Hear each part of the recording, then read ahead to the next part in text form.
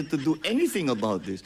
Bakit? Ang mga nakaramba ng Pangulo, may nakita ba kayong ginawang ganon? Meron ba silang kinulong? Meron ba silang finish na account? Meron ba silang Meron. investigasyon na ginawa? Wala. Meron. Sa akin lang. Tapos sasabihin, ako daw ang may kagagawan. Eh kung talagang racket ko yun, ba't ko sisirain yung racket ko? Kasi nabisto ka. Yun ang dahilan. Nako, inulan ho ng batikos itong si Marcos Jr. sa mundo ng social media ngayong mga panahon na to. Paano ba naman kasi?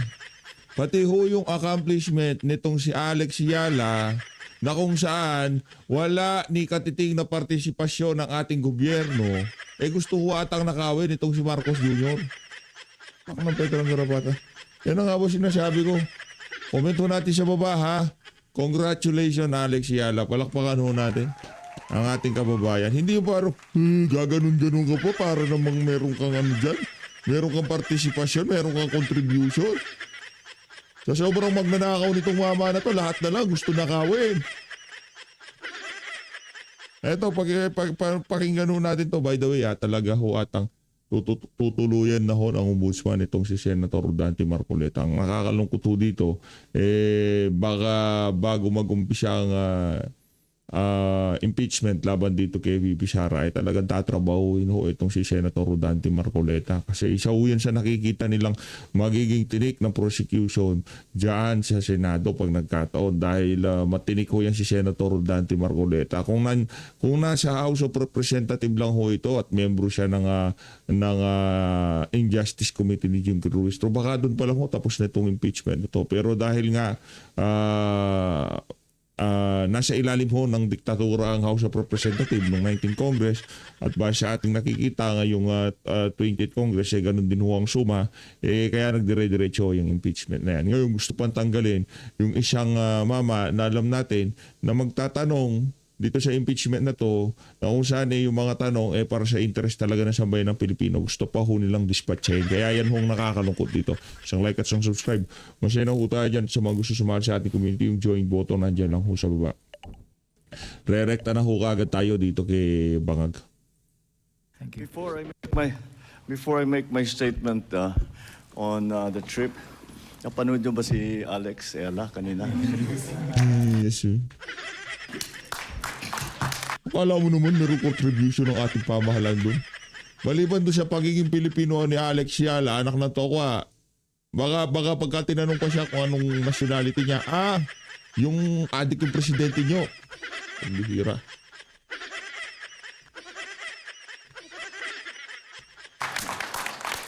Kapal talaga ng mukha nito presidente na to. Dapat sabihin mo lang, congratulations Alex Yala. Hindi tipong, parang naman. She really is she's becoming a true inspiration, especially for younger people, younger Filipinos. At biluin mo, meron na tayong player, babae pa, na nanalo ng third round sa Wimbledon. The tennis does not operate at a higher level than Wimbledon. So she's really world-class na talaga. She's terrific. If you remember, when she first started winning, sabi ko, nag-umpisa pa lang. She's just getting started. Well, you can see. Turns out, Prediction ng Bangag, akala mo talaga naiintindihan yung naiintindihan yung tennis eh. Tayo kahit ayaw natin magbida-bida dyan kasi hindi naman talaga natin naiintindihan. Nanalo siya, pero yung style ng pagpalo niya, singhot ka na lang, Brad. Pambihira ka na. right. She's just getting started. Marami pang ibubugay yung bata natin. Kung marami pa siyang ibubugay ka, marami ka pa sisinghutin. Yes, it's good news. I caught the last set kanina umaga. I caught the last set. Yun lang ang pinanood mo kasi panalo, nabalitaan mo. And it was a great result. Great result. Congratulations, Alex. Keep it up. We'll all be here. The whole Filipino nation is cheering you on. At we know that you are Toxic Filipino mentality. Yan, Marcos Jr. style. fighting or making proud and bringing luster and honor to the Philippines. Keep going, keep going, keep going. We are behind you. All right. Let me first read my post-visit statement on this official visit that we have just completed here in Canada. So, to our friends in the media, ladies and gentlemen, good morning. I am pleased to report on the productive meetings that we have had with Canada's top government officials and key economic players during our stay here in Vancouver, British Columbia. Ushering in a new chapter in our ties with Canada, Prime Minister Carney and I announced the elevation of Philippine-Canada relations to a strategic partnership. This move, while reflective of the deep and strong bilateral relations that we have developed with Canada, also catalyzes our next steps towards the new phase of our relations in ensuring the sustained and dynamic growth of our bilateral ties. Mahaba na ang pagkakaibigan ng ating mga bansa at halos 1 milyong Pilipino na ang naninirahan dito sa Canada. Ngunit sa biyaheng ito at Meron pa ho atang nakasabit sa kanyang alangala kaya ganon siya ng ganon, no? Pambihira talaga. Pagka mag-ano ka na, may harap ka na sa media, huwag ka na munang sumihot. Bihira ka naman.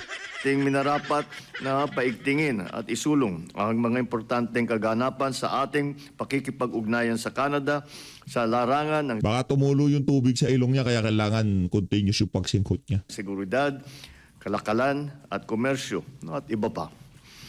I have tasked the Secretary of Foreign Affairs, Maria Teresa Lazaro, to work together with Canadian Foreign Minister Anita Anand to create a plan of action focusing on joint initiatives that will help both our countries adapt to shifting global realities, address shared challenges, and build capacities for future-ready partnerships. This takes into account current global and regional developments, including rapid changes in technology, as well as social and environmental challenges that bring together uncertainty and volatility. And that seems that will have an impact on the future of our two nations. Prime Minister Carney and I agreed on the strategic importance of the Indo-Pacific and the need for Canada's sustained engagement with the region. In support of Philippine interests and in line with our strategic location in the Indo-Pacific, we agreed to build Yan ang problema, English ka ng English, ang nakakaintindi lang sa iyo, yung mga oligarko mong kaibigan. Mag-Tagalog ka kasi, buisit na to. on our shared regional priorities. Kahit ako, hirap ako umintindi sa buisiting na English na yan eh. Ganda-ganda ng salita natin, English ka ng English. Punta ka sa Amerika, pagkatapos ng termino, parekulong ka doon, manya ka. As we move forward. English ng English. I spoke about the three main pillars of the Philippines' chairship of ASEAN this year: building prosperity corridors, strengthening peoples, and strengthening peace and security anchors, as well as our unified response to ensure energy and food security and the protection of our nationals in light of geopolitical changes. I reaffirmed the Philippines' commitment to work with Canada and ASEAN in concluding the negotiations for the regional ASEAN-Canada Free Trade Agreement this year. I also thank Prime Minister Carney for Canada's vocal and consistent support in upholding the rule of law in the South China Sea, particularly on the basis of UNCLOS. Rule of law ka ng rule of law, pagkaharap mo nyo ng China, tuklop ka naman. Sabagay, isa yan sa mga ano nila, sa mga ika nga exit plan nila dyan sa napakalaking ano na yan, pag nanakaw sa kawan ng sambayanan ng West Philippines Sea. Talagang pagliliyabin nila yung issue dyan pagka hindi na-impeach si VP Sara. Yan ang sinasabi ko sa inyo mga kababayan. Pagliliyabin nila yan para maisagawa nila yung kanilang mga pinaplano. Mga bangag nga. Wala naman silang pakialam. And the 2016 Arbitral Award. I convey the hope that as we celebrate the 10th anniversary of the Arbitral Award, Canada will continue to be one of the leading voices in upholding the award as an unassailable part of the corpus of international law. I committed to work with the Prime Minister in standing against economic coercion, increasing our bilateral trade, and building resilient supply chains. On this last point, I thank Prime Minister Carney for the decision to participate in the Luzon Economic Corridor with an initial investment pledge of 2 million Canadian dollars to support infrastructure, the supply chain, and clean energy projects within the LEC. I witnessed with Prime Minister Carney the signing of the Joint Declaration of Intent on Energy and Natural Resources Cooperation. This underscores the importance of energy security, economic security, sustainable economic growth, and resilient supply chains in supporting economic prosperity and the global energy transition. I also met with top officials of Canada's key economic players. Some of them have been actively engaged already in the Philippines, and they employ thousands of workers. However, we still look forward to the eventual entry of more Canadian companies into the Philippines investment landscape. During the high-level roundtable meetings with leading Canadian companies and industry leaders, I underscored the Philippines' commitment to fostering a competitive, sustainable, and innovation-driven economy. The discussions focused on strengthening cooperation in mining, critical minerals, energy, the IT/BPM sector, key industries that will support the country's industrial transformation, digital economy, and long-term economic resilience.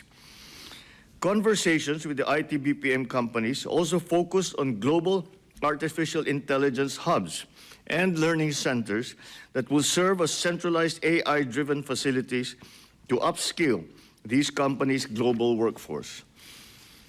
Amidst the complex geopolitical uncertainties that continue to shape our global strategic partnerships, pursuing a deliberate strategy for trade diversification has become an economic imperative, especially with like-minded parties such as Canada.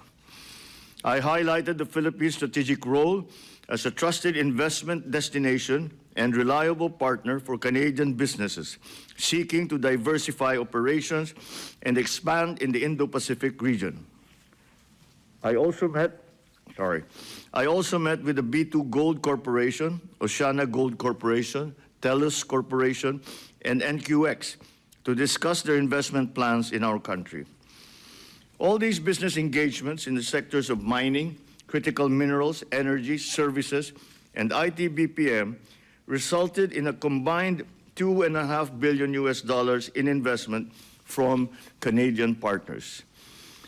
Thus, it is already timely that we presently are negotiating a free trade agreement with Canada, which we hope will further strengthen our economic cooperation once it enters into force.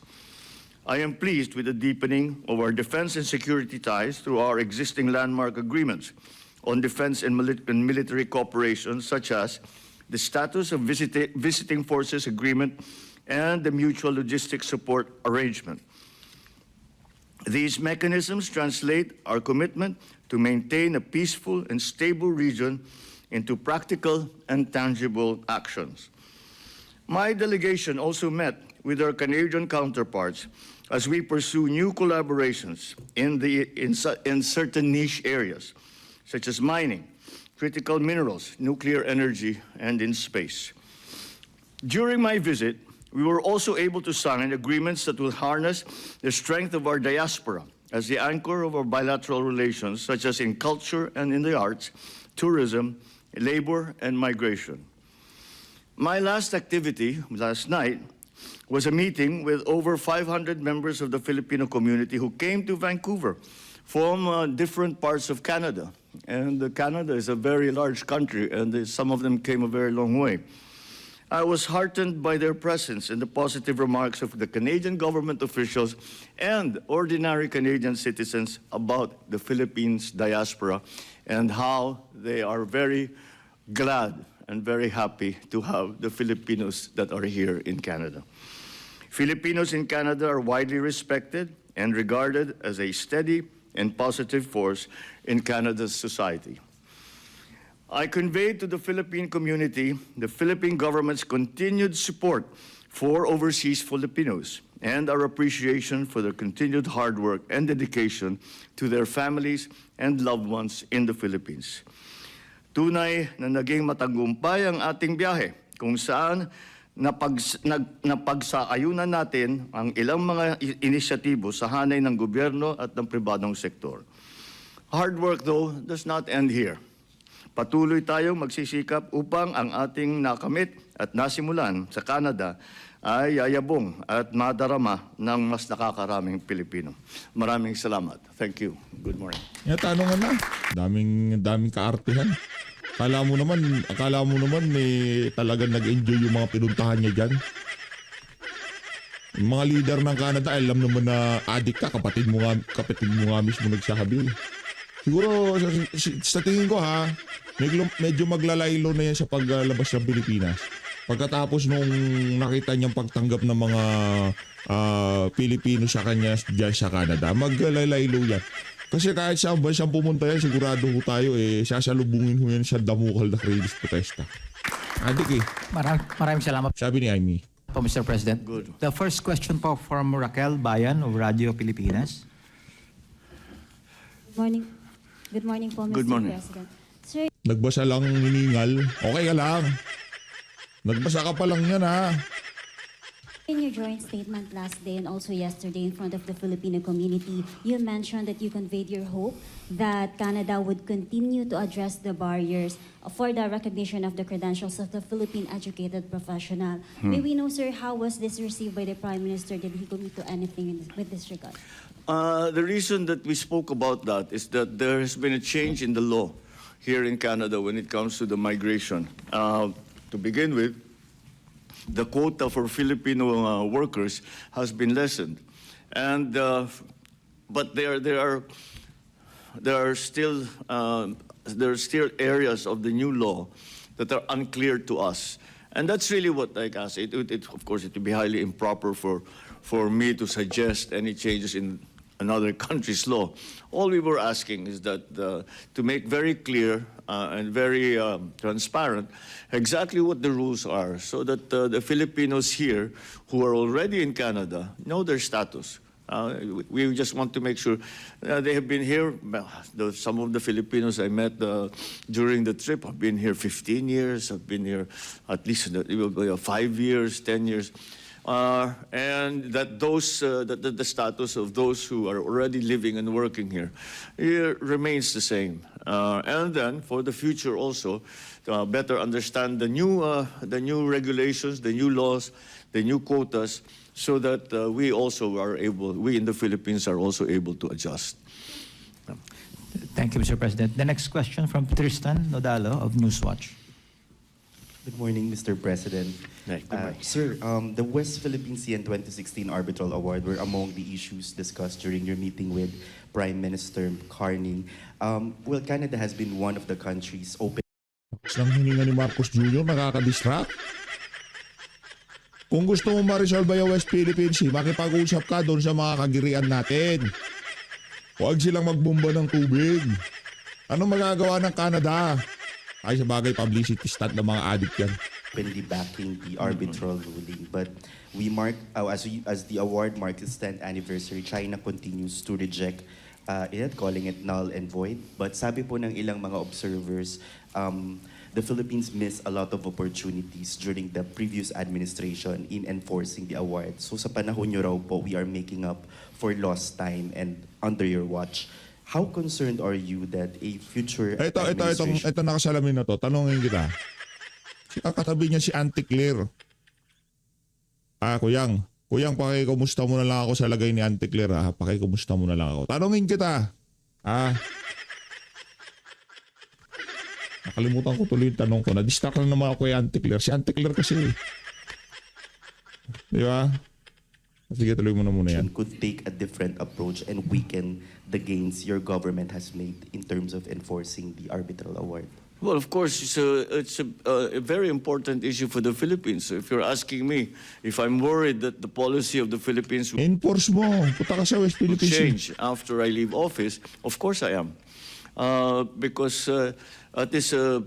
it's almost, not quite, but it's almost an existential issue for us. Because maybe not existential for ordinary Filipinos, but for the state of the Philippines, of the Philippine Republic. We really have to be consistent in that. And I think the rightness in our positioning, in terms of the way we position the Philippines in our foreign policy vis-a-vis the arbitral agreement, arbitral award,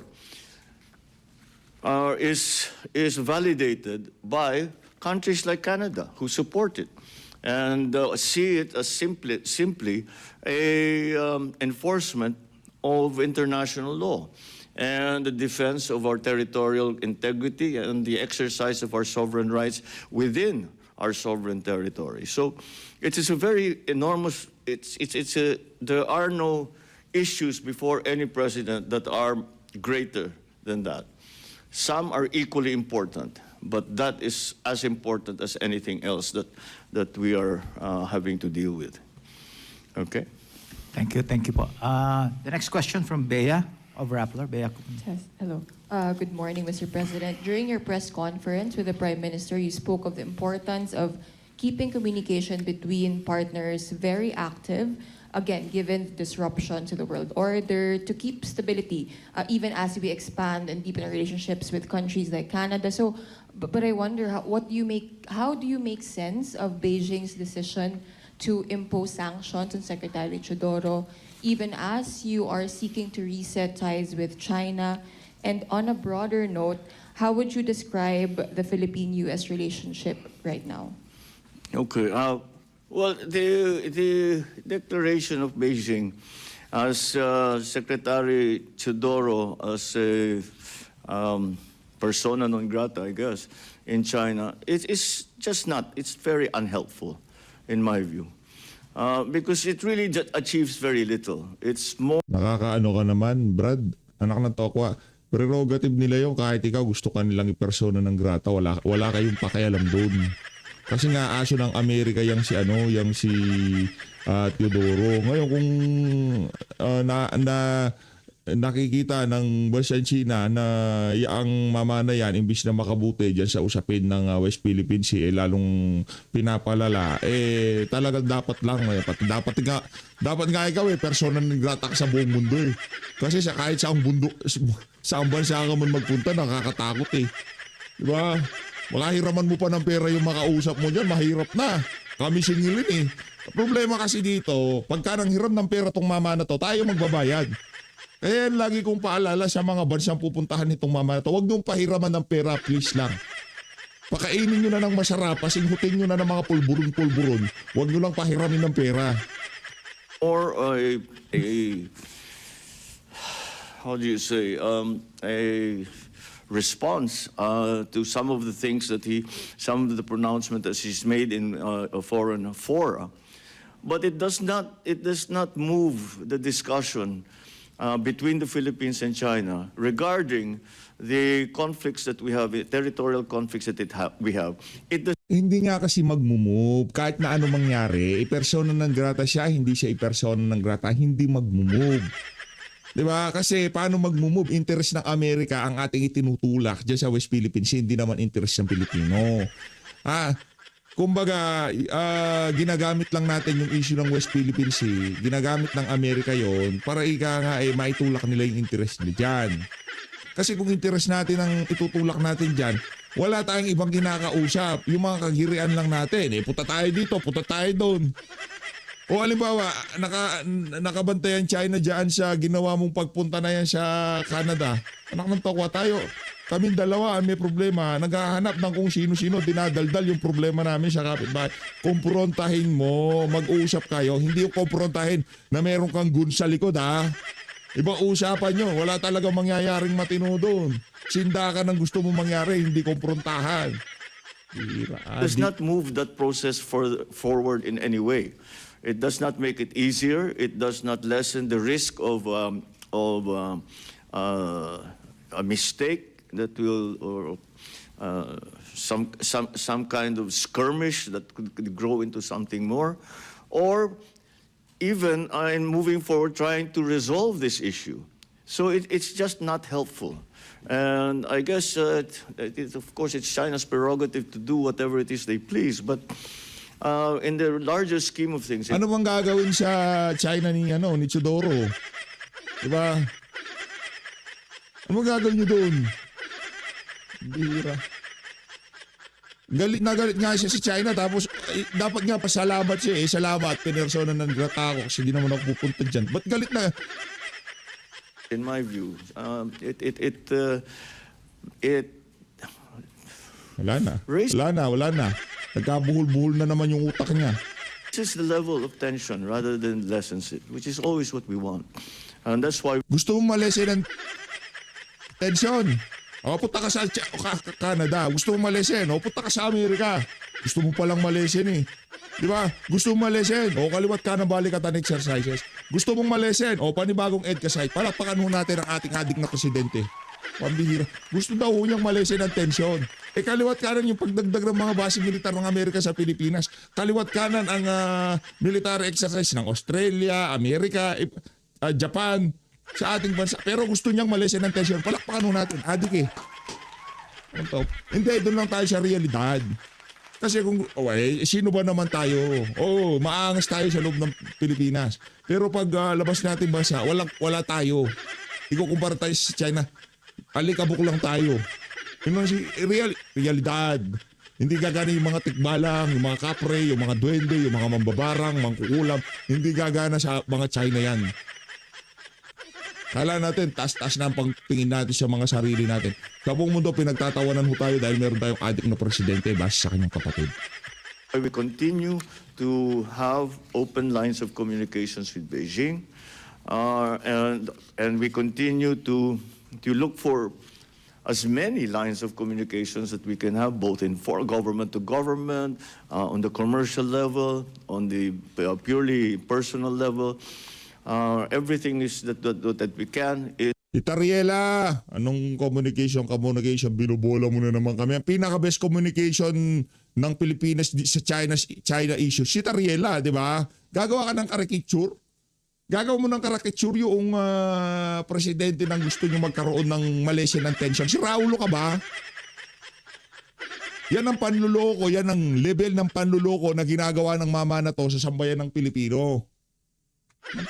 Wala akong ginakampiyan dito. Doon lang tayo sa tama. O halimbawa, doon tayo sa gumit na tayo dito sa usapin na to. O lumamang tayo sa Pilipinas. Yung China ba ginawan ka ng caricature? O pagka ginawan ka na, sabihin mo kay Tariela, tuloy-tuloy yung mga kabubuyan niya na ginagawa na yan para malesin ang tension. Is being explored, and cutting off another line of communication, which is through our defense ministries.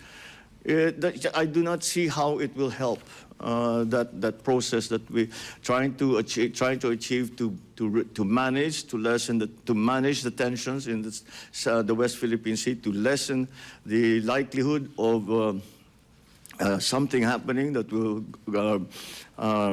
be a trigger for something worse. So it is, again, as I said, it's China's prerogative, but I really feel that it was unhelpful. On our relations with the United States, well, those really have not changed status since I came into office. We just keep growing. Hindi. Nung pumasok ka sa pwesto, lahat ng gusto ng Amerika binigay mo kasi merong hawak sa iyo ang Amerika. Huwag tayo yan ang problema sa iyo, Marcos, yung ginagago mo kami. Alam mo yung tipong ano sabi ng Amerika, bagong EDCA site, anong ginawa mo? Bagong EDCA site. Yung Indonesia, Pilipinas pinatawan ng ganitong taripa. Nagpunta ka pa sa Amerika, ninegotiate mo, ilan yung binawasan? 1%. Yung Indonesia hindi nagpunta doon, nabawasan din nila ng 1% yung kanila. Ginagago tayo. Ito, sobrang gago. Sobra ho. Ang ginagawa niya sa sambay ng Pilipino. Stronger. Wala daw ginagawang pagbabago. Wala daw nabago. Raul. together. We keep supporting each other, and Support lang ang we support. have been strong partners for over 100 years, and in that time, our engagements with the United States have become deeper, have become more expansive. And now, with the new sectors that are being created by the new technologies, we have new areas even to explore. So, patuloy lang. It is as strong and it is as active as it has ever been, if not more so than before. Thank you, Mr. President. The next question from Ivan Mayrina. Good morning, Mr. President. Yeah. Almost a year ago, during your fourth State of the Nation address, you called out corruption and said, mahiya naman kayo before the members of Congress. That set expectations from you and your administration that you will wage war against corruption and no one will be spared. 1 year hence, Mr. President, do you think your administration has done enough and fast enough? Well, I cannot say that we have done enough because we're not done yet. ICI pa more. Unfortunately, the more we look, the more we find. Si Raul ito. The more we look, the more we find. The more we look, the more we find. Ba't walang nakukulong? And it is going already back beyond my administration, beyond my term. If you remember, I think it was in 2018, 18 yan. already the minority floor leader in the House, Aray, Nonoy Andaya, Oh. already says that he had uncovered Huwag lang kalma. Kalmahan mo lang kami. Brad, yung 1 trillion na nawawala sa administrasyon mo, yun ang pag-usapan natin. Kanino nanggagaling yung sinasabi ni Auntie Claire, hindi yun sa kanya. Nanggagaling sa presidente nating adik, sabi ng kapatid niya. uncovered a 300 plus billion flood control mess. And so when we look at what happened last year or the year before, then we can see that the pattern extends beyond 2022, back beyond 2022, and back to about that time, 2017, Duterte administration nga. 2017 o 2018 o imbestigahan 2017-2018. Yung trilyon na ninakaw, yung ginto, yung kinuwang pera sa PhilHealth na pinanggawa ng daan para meron daanan yung mga ambulansya, wag natin pag-usapan. Yung 1 trillion na nawawala sa administrasyon niya, wag natin pag-usapan. Di ba? Panahon ni Digong, kung doon tayo magpunta. 2018. Kapal na mukha ito, And at mama the na to. time, President Duterte acknowledged that there were great problems in terms of the flood control. Merong issue. Di natin sinasabing immaculate si Tatay Digong pagdating sa korupsyon.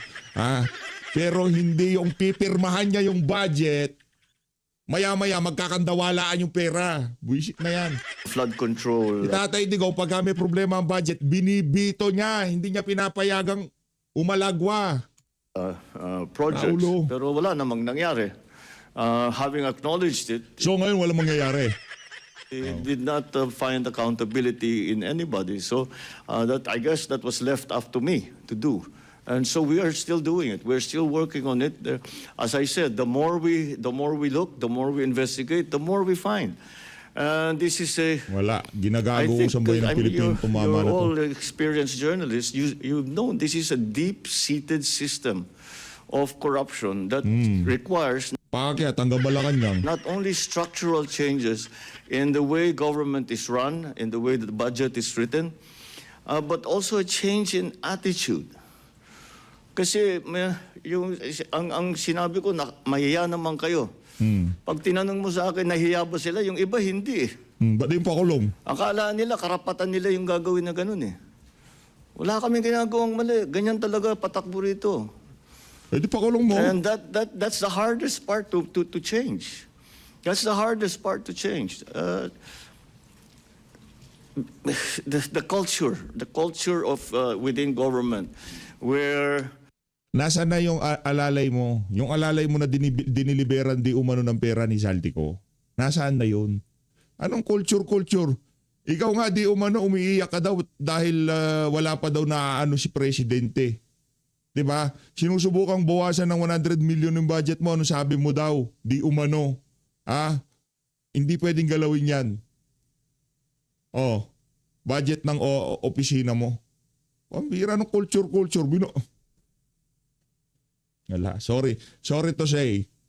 Sorry to say, wala akong mapapanagot sa mga maanumalyang flood control project, ghost project dito sa administrasyon na to. Ibinato na ho niya kay dating Pangulong Rodrigo Duterte. Lahat ng nakawan nangyari sa kanyang administrasyon, kasalanan pa rin ho ni Duterte. Nakakalungkot ho. To take a, I mean, they put all kinds of nice words, rebate, kung ano. Kickback yan. Wala nang ibang sa tunay na salita. Kickback yan. Okay daw yun. Para sa iba, okay sa kanila yun. At saka karapatan nila bilang whatever. Pakulong Na mo! meron silang share doon sa Pakulong mo! ganagastos ng pera ng gobyerno. One follow-up, please. Yeah. What do you plan to do moving forward, Mr. President, now that corruption has become the favorite talking point among your critics and those who are calling for your ouster? My answer? My ouster. My ouster? Yes. Binabalik po nila sa inyo ito. From critics. Yeah. Tawa na naman, tawa. Tawang bangag. Tawang adik.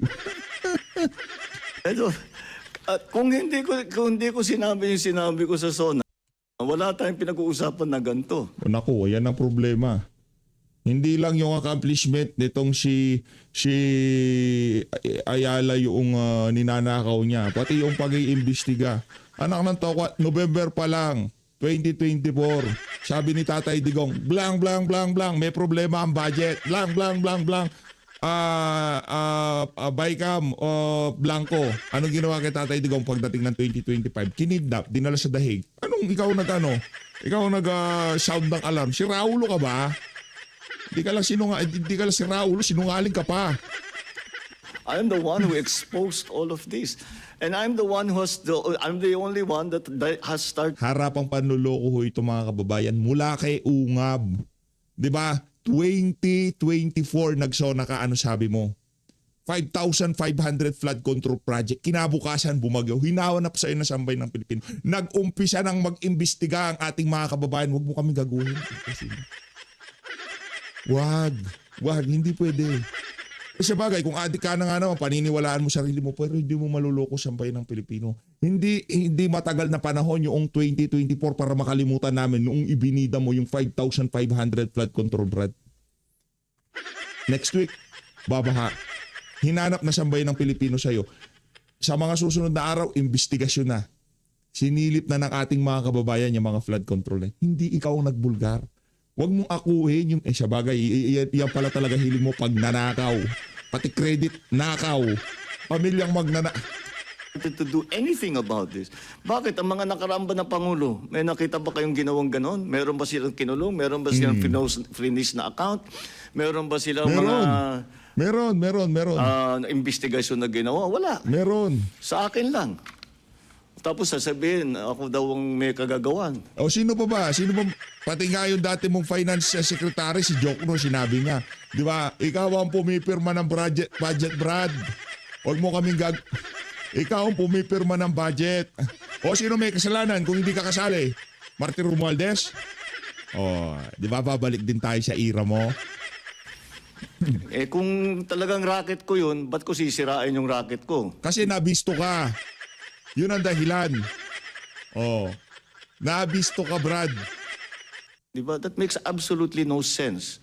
So, Wala na eh. Ano ba lusot mo? Nagkabistuhan na. Anong absolutely no sense? Nagkabistuhan na, nagkabukuhan na. Nalaman na Sambayan ng Pilipino yung kabalbalan mo. Panep Blanco, yung pera dinideliver mali-maleta, galing pa mismo sa appropriation chairperson niya. Sa bagay, kung yung sinasabi mo na yung pinapaniwalaan mo, good for you. Pero Sambayan ng Pilipino, hindi na naniniwala sa'yo dahil nuknukan ka ng kasinungaling. Na-trigger si Boy. Kasi selective justice. I'm sorry? Selective justice. What about selective justice? Pinipili lang daw yung mga kinakasuhan, yung mga niimbestigahan. No, from the time that we formed the independent commission, sinabi ko, we'll just follow the evidence. And we'll continue to do that. O paakit tayo sa Malacanang, paano yan? Sinabi nga ni Zaldico, di ba, appropriation chairperson? Jojo Cadiz. Asan na si Jojo Cadiz? Asan na si Abena Pangandaman? Asan na si Reggie Bolivar? Adrian Bersamin, nasa na? Follow the evidence. Habang kinikidnap si Tatay Digong, meron nakaparadang armored van sa Diamond Hotel basement. Naglalaman ng pera. Hindi pa kinukuha dahil mainit na sitwasyon. Thank you, Mr. President. The next question from Kathy Valiente of Manila Times. Sinungaling. Good morning, Mr. President. Mr. President, the Senate Impeachment Court will begin po the impeachment trial of Vice President Sara. As a former senator judge, do you think po the accused should attend the trial? Do I? Do you think po dapat mag-attend po yung accused sa impeachment trial po? As a former po senator judge. Pakinggan natin. Well, my only experience with an impeachment trial was with when I was senator with Corona, the Corona impeachment trial. And it's really up to the accused whether or not they feel the need to appear. I guess the lawyers from on the defense side will give their advice. It's not for me to say one way or the other. But of course, it would be much easier to get to the bottom of everything if you can speak to the accused directly. Yung script ni Luistro, De Lima at lahat ng nagusto magpaating kay VP Sara galing sa Malacanang. And the accused can answer directly, not through secondary channels. Dapat wag na siyang kumuha ng abogado, siya na lang pala nag-abogado sa sarili niya. Di ba? Wag na siyang kumuha ng defense team niya kung palang mas madali na mas makasagot siya na dapat siya lang mag-isa. Hindi. Kaya kami abogado siya eh. Mula ngayon, pagka kinasuhan kayo, mas maigi pa lang sumagot ng sa korte, kayo na lang mag-isa. Direkta kayong tatanungin ng kalaban nyo, di ba? Ayun, ng dalawang bangag. The lawyers, kung diretsong makapagsagot, di siyempre mas magiging maliwanag ang proseso, mas magiging madali ang proseso. But that's just my own opinion, and that's not... Hindi, yun ang opinion mo na naratibo ng Malacanang, di ba? Pati yung mga sa prosecution panel na iisa ang sinasabi nyo. Pero prerogative yun ni VP Sara kung gusto niyang umaten o hindi. Pero dahil nga pagpapahiya at pagpapababa sa trust at approval rating ni VP Sara ang talagang target dyan sa impeachment na yan, yan ang inyong galawan dyan. Okay, walang problema yan. May ika nga kahit ano pang angas mo, darating ang panahon, anak ng tokwa, ikaw yung kakalaboso nila, Brad. Not a legal opinion because I'm not a lawyer. Yung problema. But I'm just trying to put myself in that position. So I would probably myself, if it was me being accused, I would almost insist over the advice of lawyers. If they advise me not to appear, I would insist on appearing because kaya ko namang sagutin. Di ko, sige. Siraulo ka kung ganun. Sinabi na nga ng abogado mo, wag mo sasabihin niya, sasabihin mo pa. Adik. Di ba, kumuha ka ng abogado. Ganito logic, kumuha ka ng abogado o abogado ko, attorney. Okay, ano ba yung edge natin sa ating kaso? O basta dito, wag ka munang lumitaw ha. Hindi, lilitaw ako. Magaling ka pa pala sa akin. Ikaw na lang mag-abogado. Raulo to. Sagutin natin. Thank you, Mr. President. Raulo si Marcos Jr. Ba't ka pa kukuha ng abogado kung tanungin mo abogado mo, in-advise ka na as per your lawyer na wag kang dumalo, wag kang umaten. Kaya namin yan. Kaya nga mo kami hinire. Wag na kami na. Pag i-insist ka pa, ako na. Sasabihin sa'yo ng abogado mo. Law firm namin na nakataya dito. Ha? Law firm namin. Huwag kang bida-bida. Ngayon, Kung gusto mo, ikaw sumagot, aalis na kami, magre-resign na kami bilang abogado mo. Dahil matatalo tayo. Halimbawa, sinabihan ka ng ganon, mag-i-insist ka pa. O siguro kung adik kang kagaya ni Marcos Jr., sabi ng kapatid niya na si Amy, ganon ang gagawin mo. That we're down to the last two questions, Mr. President. Wala na. Wala kaadikan ng mga pinag-uusapan natin dito. Daig pa natin yung usapang lasing yung ginagawa natin no? So guys, maraming salamat to sa pag-support sa PH Update. Mag-ingat po kayo lahat. Mahal natin ang Pilipinas, pambira. Sinabi ng council mo, wag. Yung tipong sinabi na, ano yan, wag mo sasagutin yan. Kami bahala dyan. Pag-i-insist ka pa talaga. Pambira, yan ang gagawin ko pagka kay Marcos Jr. Pagka ikukulong na siya, linilitis na siya. Gusto ko wag ka kumuha ng abogado, walang niya ka. At kung sakaling kung ano man na suggestion ng abogado mo sa'yo, wag ka magsalita ka. Rahul talaga. Salamat po mga kababayan, mag-ingat po kayo lahat. Ang lahat ng Pilipinas. Adik.